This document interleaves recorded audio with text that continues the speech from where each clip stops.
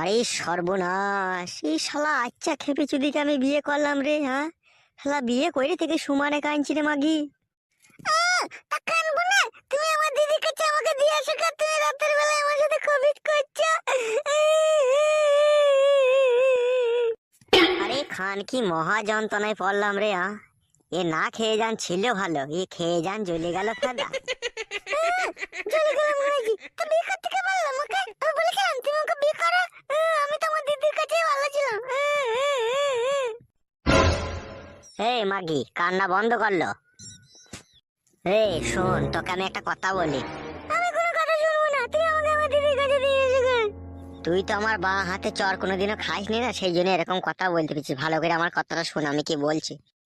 শোন, আমি তোকে বিয়ে করেছি, আমি তোর স্বামী, আমি যা বলবো তুই তাই শুনবি, বুঝলি তো?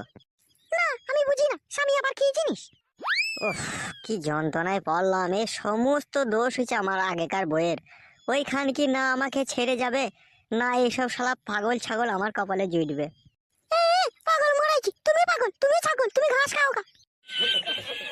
শোনো বউ, কাছে এসো, একটা কথা শোনো, আমার পাশে এসো। না, আমি তোমার কাছে যাবো না, তুমি আমাকে আমার দিদির কাছে দিয়ে এসো। শোনো বউ, আমার সাথে এরকম করতে নাই, ঠিক আছে? আমি তোমার স্বামী, আমার আগে বউ ছিল, সে পালিয়ে গিয়েছে, আমার সাথে সংসার করেনি।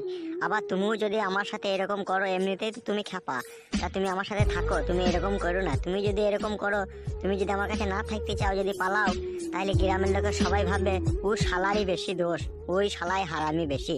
তাই তুই বলছি বউ, তো খ্যাপা ধুপু যা আছিস আছিস, তুই থাক না আমার কাছে। তুই বাড়া না রাঁধতে পারলে আমি তোকে রেঁধে খাওয়াবো, তুই বাড়া কান্দিস না, বুঝলি তো?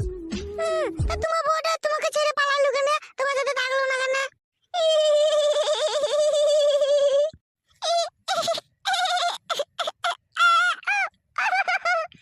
উফ, আমার ভাগ্য কি এতই খারাপ রে। এ ঢেমন কথা বুঝছি না রে।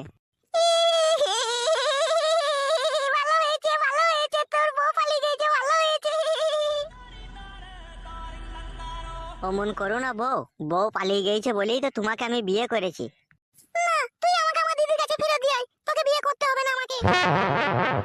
অমন করিস না বউ, তুই পালিয়ে গেলে আমার জীবনটাই বেকার হয়ে যাবে। তুই থাক না, তোর কি অসুবিধা হচ্ছে, তুই থাক আমার কাছে।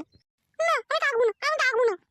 ওই জন্যই বলে রে বড়া, খ্যাপা ধুপু মেয়েকে বিয়ে করতে নাই। এই মাকে তো কথাই বুঝছে না, সংসার করবে কি করি আমার সাথে? সংসার করবো না, তুই আমাকে আমার দিদির কাছে দিয়ে আয়।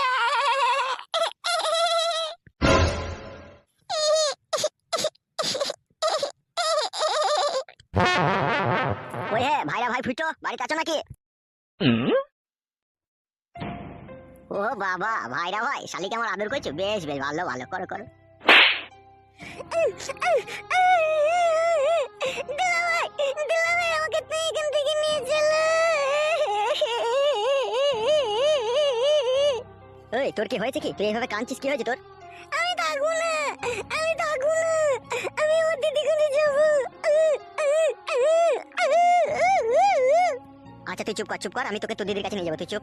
কি রে ফুটো, কি হয়েছে? কি আমার শালি এইভাবে কাঁদছে কেন? কি হয়েছে? তোমার শালির কিছুই হয়নি ভাই। যেদিন থেকে বিয়ে করে এনেছিল ওরা, সেই দিন থেকে আমার ঘুম হারাম হয়ে গেছে। ওকে বুঝিয়ে বুঝিয়ে বুঝিয়ে বুঝিয়ে আমি আলান্ত হয়ে গেছি, ও তো কথাই বলছে না। এমন খেপা মেয়ে নেই, কি করে আমি সংসার করব ভাই বলো? আমি যেইভাবে ওকে বুঝাচ্ছি, কোনো ছেলে ওকে এইভাবে বুঝিয়ে নিয়ে সংসার করতে চাইবে না। আমি সংসার করবো না, তুমি আমাকে বুঝাচ্ছ কেন রে? আমি বুঝি না। ধর লাউড়া, চুপ তো মারা। এই ফুটো, আমি কি বলছি শোন। বলো ভাই, কি বলবে বলো। বলছি আমার শালিকে আমি দুদিনকার মতো নিয়ে যাচ্ছি, ঠিক আছে? ওকে একটু বুঝিয়ে পারিয়ে দেখি ঠিক করতে পারি নাকি। কি হলো ফুটু, কি ভাবছো? নিয়ে যাবো? যাও নিয়ে, কি আর বলবো আমি। আচ্ছা বেশ, ঠিক আছে, আমি ওকে নিয়ে চললাম। এই তুই আমার সাথে চ। কি মজা, কি মজা, আমি আমার দিদির কাছে যাবো।